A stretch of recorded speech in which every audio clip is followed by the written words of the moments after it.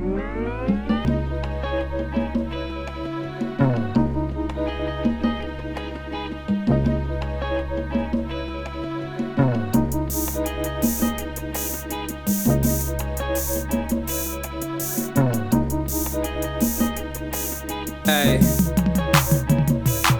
Estoy en este lounge en Houston bebiendo champán. Luego vuelo en New Jersey, no soy charlatán. Hay un grupo de azafatas que no sé pa' dónde van. Voy a probar los embutidos a ver qué tal están. Tengo que coger 3 vuelos pa' llegar a RD. Mi hermano Zacarías me viene a recoger. Le dije llama al abogado pa' firmar el poder. He visto una villa barata y no hay tiempo que perder. Estoy dudando entre Sosúa y Punta Cana. Hablando tanta cifra no hace falta rimar. Y yo teniendo todo esto pa' que quiero la fama.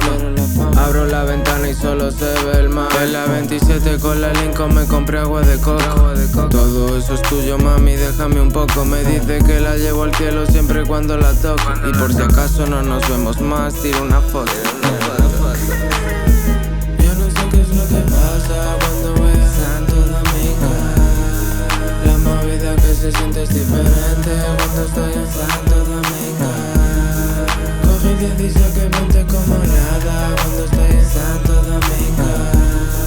Hay que tener cuidadito con las pibas cuando estás en Santo Domingo. Hago tiempo pa' mi chica pero pienso en dinero, porque ella no puede comprarme todo lo que quiero.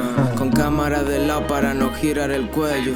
Hagas lo que hagas te critican por ello. Perdiste colegas por ella y te rompió el corazón. Súbele algo al riesgo si no, no hay emoción. Antes me subo por la acera que esperar el tapón.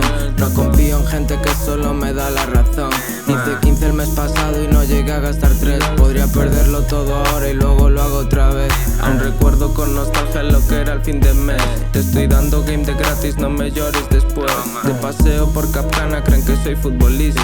Encuéntrame en Juanillo y no me pierdas de vista. Ya tenemos el solar, díselo al contratista. Le hago like a esta movida, todas las torres del Insta, ¿qué pasa? Yo no sé qué es lo que pasa cuando voy a Santo Domingo. La movida que se siente es diferente cuando estoy